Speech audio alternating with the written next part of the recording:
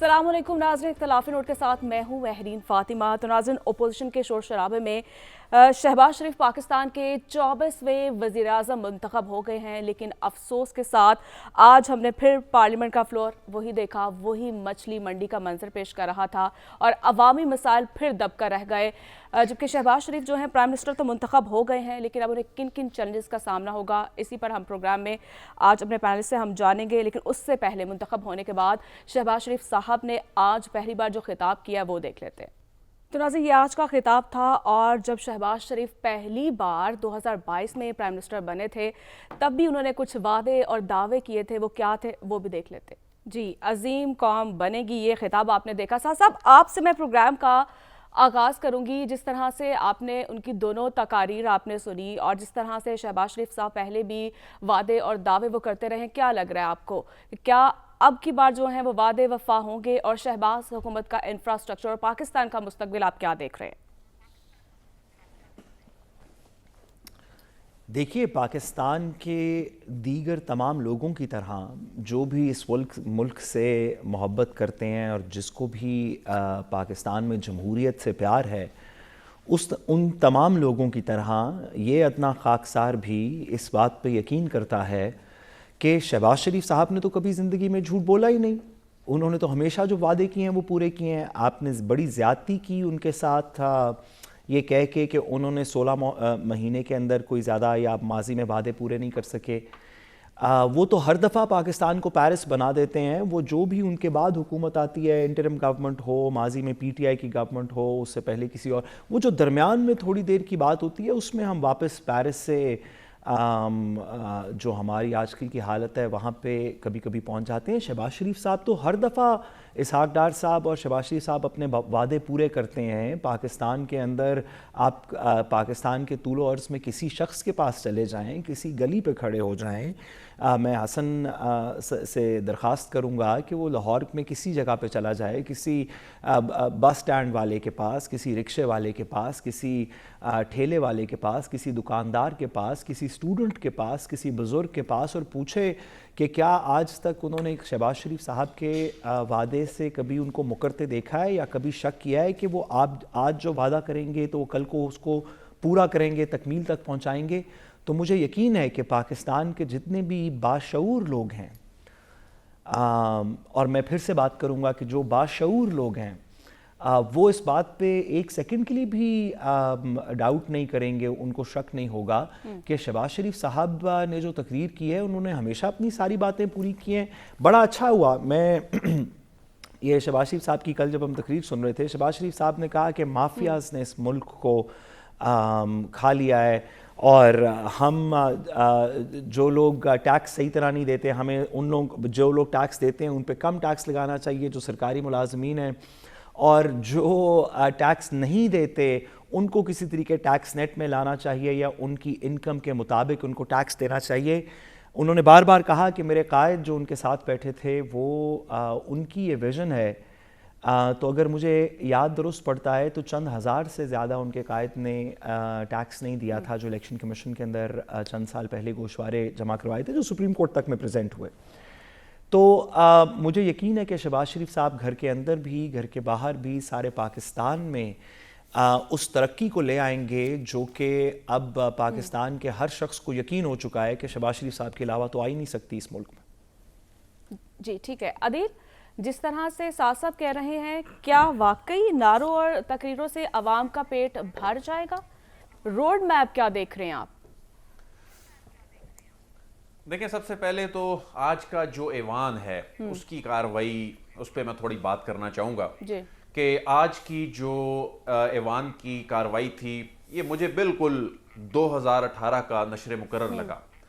और जो लोग ये समझ रहे हैं जी आज अपोजिशन ने पता नहीं क्या कर दिया या हुकूमत जो है वो बड़ी बैकफुट पे दिखाई दी, बिल्कुल 2018 में ऐसे ही मनाजर हमें नजर आ रहे थे। मुझे याद है कि इमरान खान जब स्पीच कर रहे थे तो अपोजिशन बिल्कुल इसी अंदाज में ही, उनकी स्पीच के दौरान इतना शोर था कि आवाज कानों नहीं पड़ रही थी।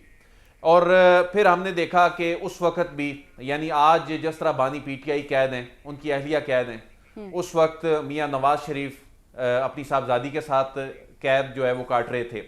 اس وقت نون لیگ کے بہت سے لوگ جو تھے ان پہ مقدمات چل رہے تھے, کچھ جو ہے اسیری کی زندگی گزار رہے تھے.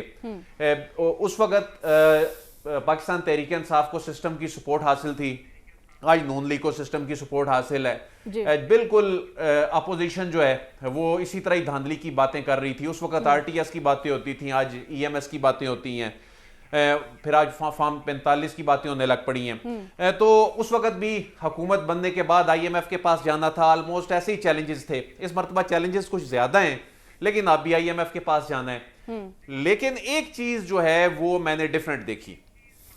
وہ چیز یہ ڈیفرنٹ دیکھی کہ اس وقت 2018 میں جب حکومت میں پاکستان تحریک انصاف آئی تو وہ ان کے چہروں پہ ایک خوشی ضرور دکھائی دے رہی تھی. آج پاکستان مسلم لیگ نون, ان کے جو اتحادی ہیں, وہ آج اقتدار, باضابطہ اقتدار میں وہ آ گئے ایک مرتبہ پھر, لیکن آج ان کے چہروں پہ وہ خوشی نہیں تھی. آج ان کے چہروں پر نہ جانے کیوں وہ تاثرات, ایون ہم 2018 سے اگر کمپیریزن کر رہے ہیں تو ہم اپریل 2022 سے بھی اگر کمپیریزن کریں تو اپریل 2022 میں جب پی ڈی ایم اقتدار میں آئی تو ان کے چہروں کی جو خوشی تھی, وہ جو جشن منا رہے تھے, وہ جو مسکرا رہے تھے, کہہ لگا رہے تھے, آج ایسا نہیں تھا. اس کی بہت سی ریزنز ہیں. اس میں سے ایک ریزن تو یہ ہے, ظاہر ہے یہ جو مصیبت انہوں نے اپنے گلے ڈالی, اپنی چوائس, یعنی ان کے پاس اب چوائس رہی نہیں تھی. پہلے اپنی چوائس سے آئے, اب یہ ان کی مجبوری بن گئی تھی. اور آگے جو مسائل کے پہاڑ کھڑے ہیں, اور آج جو تقریر کرتے ہوئے میاں شہباز شریف صاحب نے ان کی جانب اشارہ بھی کیا, تو آنے والے دن نہ صرف حکومت کے لیے ایک مشکل ڈیسیژنز کے دن ہوں گے, بلکہ عوام کے لیے بھی انہوں نے انڈیکیشن دے دی ہے کہ یہ مشکل فیصلے کرنے ہوں گے جو انہیں بھگتنے ہوں گے. لیکن ایک چیز اس میں خوش آئند ہے, اس ساری سچویشن میں آج جو کچھ ہوا, ایک خوش آئند چیز بھی ہے کہ یعنی ایک جماعت جو ایوان کو کچھ سمجھتی نہیں تھی, وہ کہتے تھے ریزائن کرو, کوئی مسئلہ نہیں, اگر ہم اقتدار میں نہیں ہیں تو ریزائن کر دو, کسی نے نہیں جانا. اور 2 مرتبہ ایسے کیا انہوں نے, 2014 میں بھی ریزائن کر دیا, 2022 میں بھی ریزائن کر دیا, اور اس کے بعد پھر اپنے فیصلوں پہ یو ٹرن بھی لیا, لیکن اس وقت دیر ہو چکی تھی. لیکن آج ایک چیز خوش آئند یہ ہے کہ پاکستان تحریک انصاف, جو کہ ایوان میں اب سنی اتحاد کونسل ہے, انہیں شکر ہے اس چیز کی ریئلائزیشن ہو گئی کہ سسٹم کے ساتھ چلنا ہے تو بات بننی ہے. یہی 3-4 مین کرتا درتا ہے نا ان کے, بیرسٹر گوہر ہیں, عمر ایوب ہیں, یا وہ جو ان کے 1-2 اور وکلا حضرات ہیں, مروت صاحب ہیں, تو یہ ایوان میں بات کر رہے تھے, شور کر رہے تھے, شور شرابہ کر رہے تھے, تو وہی ملک بھر میں سنا جا رہا تھا نا. تو یہ ریئلائزیشن بہت بڑی ایک چینج ہے کہ سسٹم کے ساتھ چلنا ہے. اس طرح سے معاملات نہیں چلتے کہ جذباتی باتیں کر دیں, ریزائن کر دیں, اسمبلیاں توڑ دیں. عدیل, بالکل مسلم نون کے پاس اب کیا دیکھ رہے ہیں, گڈ گورننس کے لیے انفراسٹرکچر کیا ہے عدیل؟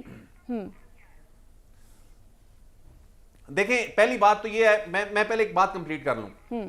یہی ایوان ہے, اسی نہیں چلنا ہے, اسی سسٹم نہیں چلنا ہے, انہی لوگوں نہیں چلنا ہے. کبھی یہ ہوں گے اپوزیشن میں, جس طرح کہ پہلے میں نے منظر بیان کیا, کبھی یہ ٹریجری بینچز پہ ہوں گے, کبھی اپوزیشن بینچز پہ ہوں گے. کل کو یہی سنی اتحاد کونسل کیا واپس یہ آتے ہیں, اگر پاکستان تحریک انصاف میں ہی ظاہر ہے انہوں نے کل کو ہو سکتا ہے یہ ان کی حکومت ہو, ان کو اپنے طرز عمل تبدیل کرنے پڑیں گے. لیکن وقت بتا رہا ہے کہ انہوں نے سیکھا ہے. اچھا, اس میں الٹیمیٹلی بینیفیشری جو ہے نا وہ عوام ہے. یعنی آج اگر اپوزیشن نے ٹف ٹائم دیا ہے, آگے بھی یہ ایک تگڑا چیک رکھیں گے حکومت کے اوپر, تو حکومت کو جیسے تیسے کر کے پرفارم کرنا پڑے گا. عوام کے یہ کمپٹیشن میں عدیل صاحب, پارلیمان میں آج کیا ہوا جس کی بینیفیشری عوام ہے؟ خدا کا واسطہ کریں, کون سی چیز پارلیمان میں ہوئی جس کی بینیفیشری عوام ہے؟ جب آپ میری بات سنیں نا, جب اپوزیشن شور مچائے گی, جب اپوزیشن چیک رکھے گی حکومت کے اوپر, اپوزیشن شور شرابہ کر رہی ہے, اس کو آپ لوگ نیگیٹو لے رہے ہیں, میں تو اس کو پازیٹیو لے رہا ہوں کہ اپوزیشن جو ہے وہ اپوزیشن کا کردار ادا کرے, تو اس میں عوام کا ہی بھلا ہے. یہ ناراض ہو کے بولیں جی ہم نے ایوانوں میں نہیں بیٹھنا, یہ آپ کی محبوب جماعت جو ہے سعد رسول صاحب, یہ ریزائن کر کے کہتے ہیں جی ہم نے سڑکوں پہ جانا ہے, اس میں عوام کا نقصان ہو گیا بھائی. اس میں عوام کا نقصان اس طرح ہو گیا کہ فیلڈ کھلی چھوڑ دی, انہوں نے اپنی من مرضی کی لیجسلیشن کی, ان کو پرواہ نہیں تھی. تو اب ان کو پرفارم کرنا پڑے گا. آپ یہ چاہتے ہیں کہ جادو کی چھڑی لہرائی جائے پہلے اجلاس میں, نہیں تو یہ کم از کم تیسرے اجلاس میں ایسا کچھ ہو جاتا کہ عوام کی قسمت بدل جاتی. عوام کی قسمت بدلنی ہے ان فیصلوں سے جو ہم نے گزشتہ روز بات کی. عوام کی قسمت جو بدلے گی, بالکل بڑے بڑے فیصلوں سے بدلے گی. عدیل بالکل آپ کا کامنٹ آ چکا ہے. میرین مجھے ایک جملہ کہنے دیجئے حسن کے پاس جانے سے پہلے. میں بہت ہمارے ٹیلی ویژن کے اوپر یا ٹیلی ویژن کے اوپر میڈیا کے اوپر آج کل ویسے بھی ایک ایشو ہے کہ ہم بحث کو, مباحثے کو اصل ڈیبیٹ سمجھتے ہیں, ایک دوسرے سے لڑنے کو یا جھگڑنے کو کبھی کبھی اصل ڈیبیٹ سمجھتے ہیں. مجھے عدیل صاحب کے جذبات سے اور جو ان کو اس کے اندر دکھ ہو رہا ہے کہ آپ کیا سمجھتے ہیں کہ آپ کی محبوب جماعت اور یہ 3 دن کے اندر تو نہیں ہو جانا, اس میں کچھ وقت لگنا ہے. میں عدیل صاحب, ہم آپ کو بالکل کچھ نہیں کہہ رہے, آپ وقت پورا لیجئے. آپ کے پاس 5 سال ہیں, آپ کے پاس اسحاق ڈار صاحب ہیں, آپ کے پاس شہباز شریف صاحب ہیں. ہم آپ سے بصد احترام ایک تو کبھی کبھی سوال پوچھتے رہیں گے کہ کیا آپ کے خیال میں جو پارلیمان میں ہو رہا ہے یہ عوام کے حق میں ہو رہا ہے. آپ کا اگر اس پہ بھی یہ جواب ہو کہ اس سے اچھا تو عوام کے لیے کبھی ہوا نہیں, تو ہم سر خم تسلیم کر لیں گے. ہماری کیا جسارت ہے آپ سے ڈس ایگری کرنے کی, ہم تو صرف تھوڑا سا سوال پوچھنا چاہتے ہیں, اتنی سی اجازت چاہیے. جی ٹھیک ہے سعد صاحب.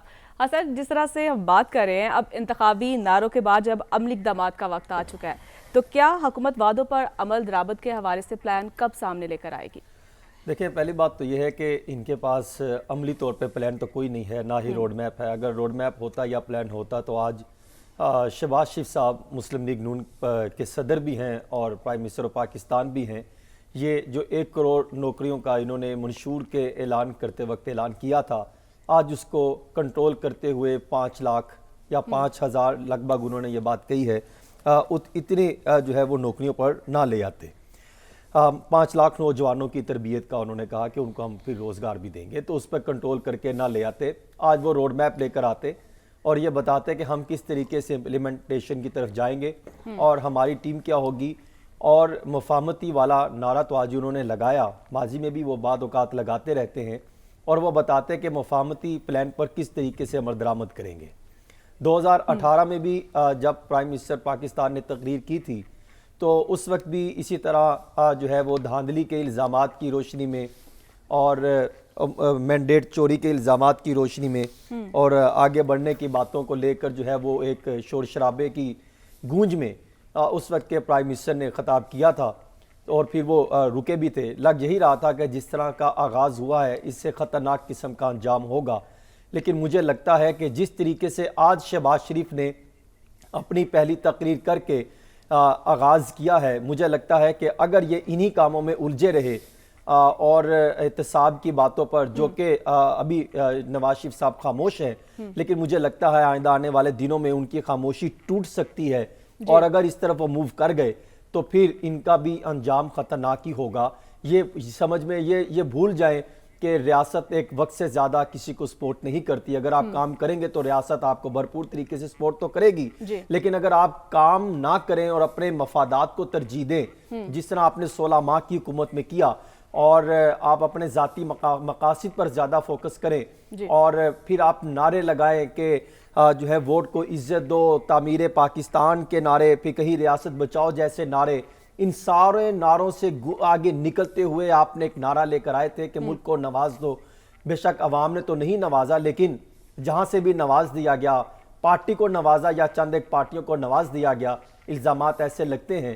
تو میرے خیال میں اب نکل کے آج انہوں نے مینڈیٹ چوری کی گونج میں اور مینڈیٹ چوری اور چور چور کی نعروں کی گونج میں جس طریقے سے خطاب کیا ہے, اس سے مجھے لگتا ہے کہ آئندہ آنے والے دنوں میں حکومت کے لیے مشکلات بڑھیں گی, کم نہیں ہوں گی. دوسرا, یہ جو آج باتیں کر رہے تھے شہباز شریف صاحب کہ ہم بھرپور طریقے سے ایک مربوط نظام لے کر آئیں گے, ہم دودھ اور شہد کی نہروں کی طرف موو کرنے کی باتیں کر رہے تھے, تو اگر آپ تھوڑا سا چلے جائیں, جو اپریل لگ بھگ 11 یا اپریل تھی 2022 کو جو تقریر کی تھی انہوں نے پارلیمنٹ کے اندر, اس میں انہوں نے بڑے نعرے لگائے تھے. اس میں انہوں نے کہا تھا کہ ملک کی معیشت انتہائی گمبھیر حالات میں ہے اور یہ کہا تھا کہ 2 کروڑ لوگ بے روزگار ہیں. یہ انہوں نے کہا تھا کہ مہنگائی کا شکار عوام ہے اور ایک خطرناک جو ہے حالات ہیں اور تقسیم کو ختم کرنے کی بات کی تھی. اور پھر انہی شہباز شریف صاحب نے اختلافات کی لکیر کو ختم کرنے کی بات کی تھی. اور پھر ہم نے دیکھا کہ جب یہ 16 ماہ کی حکومت آئی انہوں نے کتنے جو ہے وہ اقدامات کیے. انہوں نے لگ بھگ کوئی 1200 ارب روپے کے جو نیب میں کیسز چل رہے تھے وہ ایسی قانون سازی کی کہ ان میں 1200 ارب روپے سے زائد کے کیسز بند کرنے پڑے. 1645 افراد کو جو ہے وہ سپورٹ مل گئی اور اس طرح کے اور پھر اپنے تمام کرپشن کے کیسز معاف ہوئے. ایف آئی اے کو اپنے جو ہے وہ طریقے سے استعمال کیا گیا, احتساب کے ادارے کو اپنے طریقے سے استعمال کیا گیا. پھر آپ تھوڑا سا آگے آ جائیے کہ ڈالر جب یہ آئے تھے تو اور جب گئے تو لگ بھگ 184 کا تھا, 287 اور 300 پہ چھوڑ کے گئے تھے. پھر مہنگائی جو تھی 12.7 پر تھی جب شہباز شریف صاحب آئے تھے اور انہوں نے کہا تھا کہ ہم مہنگائی کو کنٹرول کریں گے. جب گئے تو 28.3 اور 38.7 پر لگ بھگ چھوڑ کے گئے تھے. اس کے درمیان میں پیٹرول جو ہے وہ 150 تھا, 273 پر چھوڑ کے گئے تھے. بجلی 100 یونٹ تقریباً 9.50 روپے پہ تھی, جب یہ گئے تو 16.48 یونٹ پہ چھوڑ کے گئے تھے. 100 یونٹ کی بریکٹ کی بات کر رہا ہوں. 200 سے 300 میں 12.62 پہ تھا, جب گئے تو 27.14 روپے فی یونٹ کے حساب سے چھوڑ کے گئے تھے. پھر گیس کی 150% قیمتیں انہوں نے بڑھائیں. پھر جب گئے یہ باتیں کرتے تھے کہ فلاں ماضی کی حکومتوں نے اتنے قرضے لے لیے. ان کے دور حکومت میں 16,000 ارب روپے کا قرض لیا گیا, وہ بڑا ہے. تو اس طرح اگر آپ دیکھیں تو مارچ 2022 میں 43,000 ارب روپے کا مقروض تھا, یعنی قرض تھا جو پاکستان نے دینا تھا. اور 16 ماہ بعد 58,962 ارب روپے کا ہو گیا, لگ بھگ 16,000 ارب روپے ان کے دور میں بڑھا. پھر آپ دیکھیں سب سے زیادہ ٹیکسز انہوں نے لگائے, عوام کا خون انہوں نے نچوڑا. عالمی بینک کی رپورٹ ہے جس میں وہ بتاتے ہیں کہ 1.25 کروڑ افراد بے روزگار یعنی غربت کی لکیر سے نیچے چلے گئے. اور پھر انہی کے فیصلوں سے 1 کروڑ سے زائد عوام جو ہے وہ بے روزگار ہوئی اور لگ بھگ 75% جو ہے وہ کارخانے بند ہوئے, فیکٹریاں بند ہوئی. فیصل آباد ہو, لاہور ہو, کراچی ہو, اسلام آباد ہو, بے شمار افراد کو انہوں نے جو ہے وہ سڑکوں پہ لا کے کھڑا کر دیا. ان سے چھت چھین لی گئی, ان سے روٹی ان کو ایک وقت کی کھانی ایک محاذ بن کے رہ گئی. تو آج یہ کس سچویشن میں نعرہ لگا رہے ہیں. اور پھر ایک اور چیز میں رکھنا چاہوں گا سامنے, یہ باتیں کر رہے تھے کہ ہم ایک مضبوط قسم کا پلان لے کے, کون سا پلان نواز شریف صاحب سے پوچھنا چاہ رہا ہوں. منشور میں آپ نے باتیں جو چاندے کی تھی, میں صرف یاد دہانے کے لیے وہ چند پوائنٹ رکھنا چاہ رہا ہوں. انہوں نے کہا کہ ہم مہنگائی 1 سال میں 10% جبکہ 5 سالوں میں 4 سے 6% تک لانے کا دعویٰ کیا گیا تھا. آج وہ اس کی طرف نشاندہی نہیں کر رہے. آج یہی پوری کیمپین, پوری کیبنٹ جو بنے گی, پوری وفاق میں سارے افراد مل کر یہ باتیں کر رہے ہیں کہ ہم جو ہیں کس کی طرف, ہمیں آئندہ آنے والے چند ماہ چند سال انتہائی خطرناک ہیں, اس کا ڈٹ کر مقابلہ کرنا ہے. تو آپ یہ بھی بہت بڑا چیلنج ہوگا. منشور میں دعوے کر رہے تھے وہ کہاں پہ کھڑے ہیں. پھر آپ یہ کہہ رہے تھے کہ ہم 5 سالوں میں 1 کروڑ نوکریاں دیں گے, اس کی آپ باتیں کہاں پر گئی. پھر آپ آئین کے آرٹیکل 62-63 کے اثر شکل میں بحالی اور اس کو ختم کرنے کی باتیں کر رہے تھے, نیب کو ختم کرنے کی باتیں کر رہے تھے. آج تو شہباز شریف کو چاہیے تھا وہ آتے بتاتے کہ آج نیب کو ہم ختم کر رہے ہیں, کل ہم اس کی قانون سازی کریں گے, فلاں اقدامات کریں گے, کمیٹی تشکیل دیتے. کہاں گئی؟ کہیں پر انہوں نے کچھ نہیں کیا. دیکھیں یہ ایک سادہ پیج ہے, عوام کو یہ نہیں دکھاتے کہ جو بیک سائٹ پہ کیا ہے, عوام کو سادہ پیج دکھانے کی شوقین ہے. اور یہاں پہ جو لکھا ہے وہ صرف اپنی مفادات کی لسٹ ہے کہ ہم نے کون کون سے کس کس کو نوازنا ہے, کس کس کے کاروبار میں اضافہ ہونا ہے, اشرافیہ کو کس طریقے سے نوازنا ہے, ٹیکسز میں کہاں پہ برمال لگنی ہے, آئندہ آنے والے بجٹ میں ہم کس طریقے سے اپنے آپ کو نوازیں گے یا جو اس سائٹ پر افراد ہیں ان کو نوازیں گے. اس لیے تو یہ یوں بات کرتے ہیں کہ چاروں انہوں نے اپنے آپ کو نوازنا ہے, عوام کو انہوں نے کچھ نہیں دینا.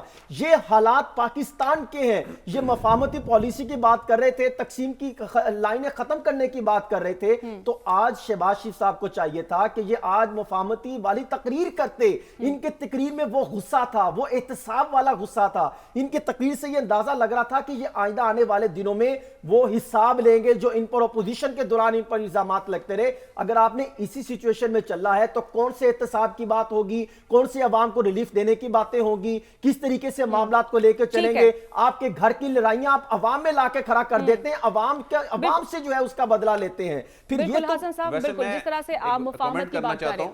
جی عادل حسن صاحب کہ حسن صاحب بڑے حسن صاحب بہت جذباتی ہو گئے ہیں. مجھے بڑی خوشی ہے کہ میں جذباتی نہیں ہوتا. دیکھیں عدیل ورائے صاحب آپ چیزوں کو غلط اینگل دیتے ہیں. میں وہ بات کرتا ہوں جو حقیقت پر مبنی ہوتی ہے کہ جو یہ منشور میں باتیں کرتے ہیں 16 ماہ کی پرفارمنس. مسئلہ پتہ کیا ہے؟ اب مسلم لیگ نون والے ہو یا کوئی بھی ہو یا تو لگ رہا ہے کہ شو میں جب حقیقت پر مبنی نکلنے والی ہے حسن شمار کے ساتھ آپ کے ایموشنز جو ہیں میں ان کی اپریشیٹ کر رہا ہوں. حسن صاحب آپ کیوں اس پہ غصہ کر جاتے ہیں؟ جی عدیل صاحب میں تو صرف یہ کہہ رہا ہوں کہ دیکھیں ہمیں اپنے ناظرین سے جب بھی ہم یہ چیزیں شیئر کر رہے ہوتے ہیں نا تو ریئلسٹک اپروچ کے ساتھ بات کرنی چاہیے کہ اب منشور میں آپ پہلے دن ایک بندے نے آج الیکٹ ہوا ہے اس نے بھی حلف بھی نہیں اٹھایا تو حسن صاحب کہہ رہے ہیں کہ ابھی سے احتساب شروع کر دے. ہم یہ کہہ رہے ہیں کہ اب احتساب ان کا کریں گے لیکن تھوڑا وقت میرا خیال ہے کوئی ریئلسٹک ہو کے بات کرنی چاہیے نا کہ آج ہی نیب ختم کر دیتے, آج ہی فلاں ختم کر دیتے. وہ پھر انہوں نے کہا کہ وہ گیس کی قیمتیں بڑھ گئیں, بجلی کی قیمتیں بڑھ گئیں, ڈالر اوپر چلا گیا, قرضے اتنے لے لیے. نہیں تو یہ غلط حسن صاحب کو یہ بھی ساتھ بتانا چاہیے نا کہ میری عرض سن لینا پھر آپ بات کر لیجیے گا, آپ بات کر لیجیے گا.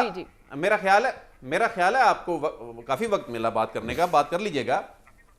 آپ یہ بھی بات بتائیں کہ اور کوئی ہوتا کیا وہ قرض نہ لیتا, اور کوئی ہوتا کیا گیس مفت میں جو بانٹی جا رہی ہے, جو برسوں سے 100-200 روپیہ بل آتا ہے, ظاہر ہے یہ عام آدمی پہ اس کا امپیکٹ برڈن آیا ہے, لیکن کیا یہ اور کوئی ہوتا تو نہ اس کو بڑھانی پڑتی؟ کیا بجلی کی قیمتیں اس وقت جو 40 روپے 50 روپے یونٹ ہے, ایک ہی جواب میں آپ کو دوں گا. مفتہ اسماعیل صاحب کی تقریر اٹھا کے دیکھ لیجئے جب وہ کہہ رہے تھے کہ میں حالات کنٹرول کر چکا ہوں, آئی ایم ایف کے ساتھ معاملہ طے ہو گئے ہیں, اسحاق ڈار صاحب نے آ کے کام خراب کیا. آپ وہ تقریر اپنے ذہن میں رکھ کے یہ باتیں کیجئے کہ جو باتیں کر رہے ہیں کہ یہ حالات یہاں تک پہنچے انہی کے دور میں پہنچے جب یہ آئے تھے حالات کنٹرول تھے.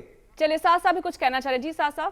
اچھا میری بات تو سن لینا, آپ ضرور حالات کو کنٹرول عدیل کی بات تو سن گا, لیکن آپ کو یہ بتانا چاہیے کہ اصل میں اس پہ ہم کئی دفعہ ویسے بات کر چکے ہیں کہ ڈالر کے اوپر جانے کا جو فینومینا ہے وہ کیا ہے. اس پہ ویسے ڈیٹیل ہمیں کسی دن چنک میں بات کرنی چاہیے. یہ بجلی کی قیمتیں بڑھ گئیں, لوگ سڑکوں پہ آ گئے, چھت چھین لی, میرا خیال ہے ایک ریالٹی کے ساتھ بتانا چاہیے. مثال کے طور پہ ہم سپوز کر لیتے ہیں آج یہ سنی اتحاد کونسل کی حکومت ہوتی تو کیا ہوتا, سنی اتحاد کونسل کی آج حکومت ہوتی, سنی یار بات تو کر لینے دینا حسن صاحب, بات تو کر لینے دینا. سنی اتحاد کونسل کی آج سپوز حکومت ہوتی, آج عمر ایوب صاحب پرائم منسٹر ہوتے, ان کے پاس وزیر خزانہ بنانے کے لیے کون سا بندہ ہے مجھے بتائیں, ایک بندہ بتا دیں. ان کے پاس کوئی انڈسٹریز میں لانے والا کون سا بندہ ہے, مجھے ایک بندہ بتا دیں. ان کے پاس اس وقت سی پیک کو چلانے والا کون سا بندہ ہے, ایک بندہ بتا دیں. ان کے پاس ایس آئی ایف سی چلانے والا کون سا بندہ ہے, ایک بندہ بتا دیں. اس وقت ایک بہترین ساری دنیا کرتی ہے کہ جہاں جہاں پہ ان کے الزامات تھے ان کی پارٹی کے اندر اختلافات تھے, بس پھر حقیقت بتائیں. ٹھیک ہے, بریک کے بعد ہم بات کریں گے جس طرح سے مساق مفاہمت کی بات ہو رہی ہے, لیکن اسی پر بات کریں گے ایک چھوٹی سی بریک کے بعد.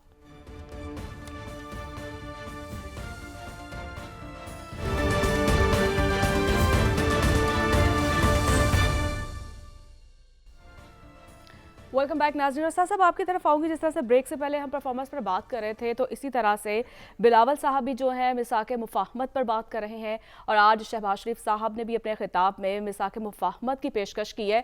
کیا وہ اس سنجیدہ کوشش میں کامیاب ہوں گے؟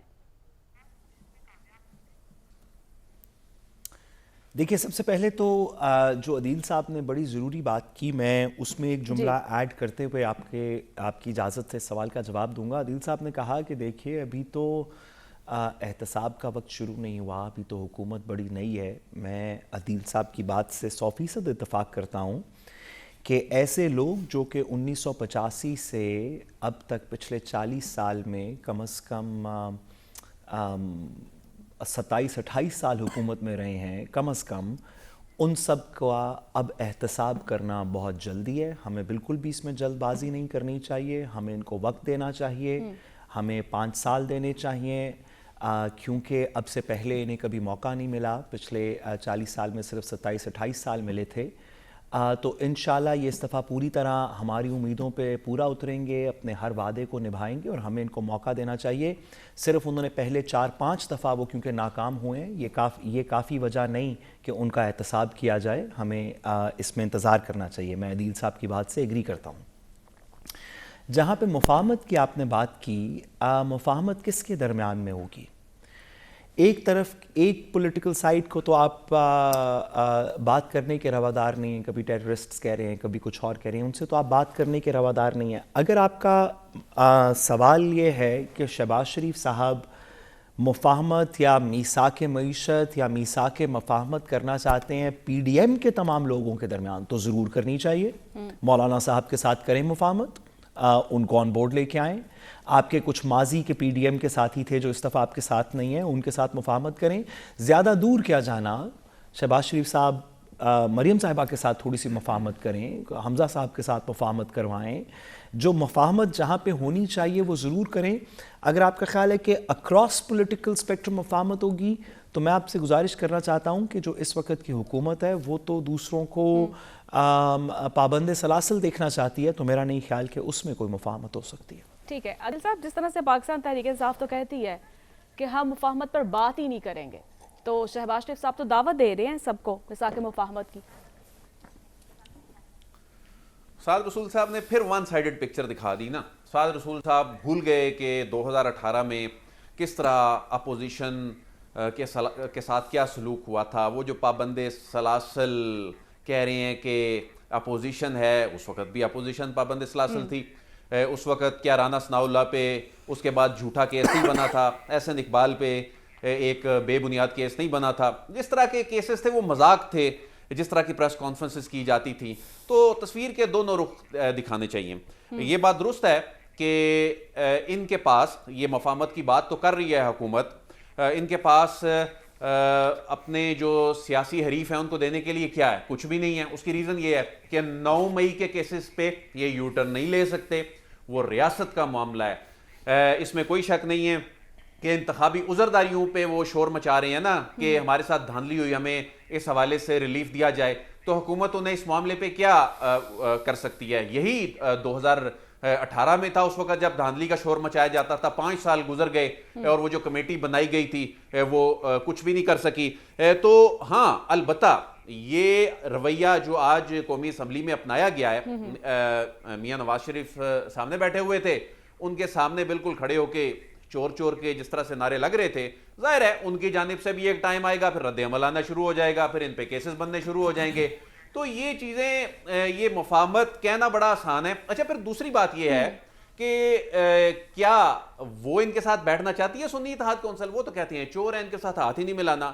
تو یہ مفاہمت والی بات تو ایک خواب ہی لگتی ہے. ہاں اس وقت ملک کو جس چیز کی ضرورت ہے وہ ایک میثاق معیشت ہے، اور اس وقت اس ملک کو واقعی اس کی ضرورت ہے. لیکن انفارچونیٹلی میرے خیال ہے معیشت کے ملک کو اس معاملے وقت عدیل ولایت صاحب کی ضرورت ہے کے لیے تیار نہیں ہے. سب یہ تھوڑا قدم بڑھائیں تو زیادہ مناسب ہوگا. ملک کو ایک اور چیف الیکشن کمیشن کی طرح کا ایک اور شخص کی ضرورت ہے تاکہ ملک کو سیدھے راستے پر ٹھیک ہے حاضر صاحب، مجھے بریک کی جانب بڑھنا ہے کیونکہ حکومت سازی کے بعد جو ہے اب کیبنٹ کی جو تشکیل کا معاملہ ہے وہ بھی بہت اہم ہے، لیکن اسی پر ہم بات کریں گے ایک چھوٹی سی بریک کے بعد.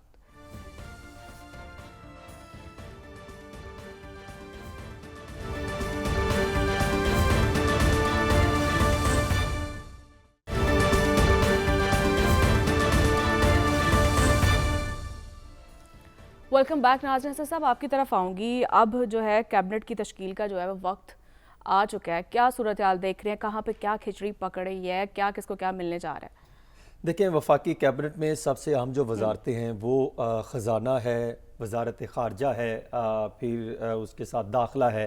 یہ 3-4 اہم ترین وزارتیں ہوتی ہیں. لیکن وزارت خزانہ میں اگر دیکھیں تو ڈاکٹر شمشاد صاحبہ اور اورنگزیب اسحاق ڈار، یہ 3 جو ہے وہ شخصیات کے درمیان معاملہ چل رہا ہے. اور میری اطلاع یہ ہے کہ ان تینوں میں جو اورنگزیب صاحب ہیں وہ کافی مضبوط امیدوار ہیں. وہ ایک بینک ہیں، ان کے صدر بھی ہیں اور جسٹس رمدے صاحب کے داماد بھی ہیں. میرا خیال ہے کہ یہ اسٹرانگ پوزیشن میں اس ٹائم پہلے نمبر پر جو ہیں وہ سٹینڈ کر رہے ہیں، کیونکہ اسحاق ڈار صاحب کو لانے کے لیے نواز شریف صاحب بہت کوشش کر رہے ہیں، لیکن آئی ایم ایف کی کچھ شرائط بھی ہیں، کچھ معاملات بھی ہیں. اور پھر اب یہ بھی نہیں چلنا چاہتے کہ کوئی داد و شمار کا گورکھ دھندا چلایا جائے تو اس سے حالات خراب ہو سکتے ہیں۔ دوسرا پھر نواز شریف صاحب چاہتے ہیں اگر وہاں نہ ہو تو اسحاق ڈار صاحب کو وزیر خارجہ لگا دیا جائے۔ اب وزیر خارجہ کے حوالے سے بھی کافی معاملات چل رہے ہیں کیونکہ یہ ان کا بہت اعتماد والا بندہ ہوگا نواز شریف صاحب کا، پھر ماضی کی طرح یہ نہیں نہ ہوگا کہ جیسا گیلانی صاحب کے دور میں یا کسی اور کے دور میں جو بھی تھے، شامود قریشی پہ الزام تھا کہ وہ چاہ رہے تھے کہ فلاں ہٹانے کے بعد ان کو پرائم منسٹر لیا جائے، یا اس طرح کا، یا بلاول صاحب کی جو باتیں کر رہے تھے نون لیگ والے، آپ تو پھر آ کے ان کے ساتھ بیٹھ گئے، تو اس طرح کے معاملات جو ہے وہ نہیں ہو سکے گا۔ میرا خیال ہے کہ اسحاق ڈار صاحب اگر وہاں نہ ہوئے تو یہاں پر ان کو ابلائج کر دیا جائے گا۔ آگے مصدق ملک صاحب کو انرجی یا کامرس، عطا اللہ طارق صاحب کو اطلاعات، خواجہ آصف صاحب اور احسن اقبال کے درمیان چل رہا ہے کہ داخلہ کی کون دیتے ہیں، لیکن رانا ثناء اللہ صاحب بھی چاہتے ہیں کہ داخلہ میں آئے۔ علیم خان صاحب کو پروگرام کا جو وقت ہے وہ بھی ختم ہو چکا ہے، بالکل اسی پر ہم بات کریں گے اگلے ہفتے۔ تو ناظرین کے ساتھ مجھے اجازت دیجیے، اللہ نگہبان۔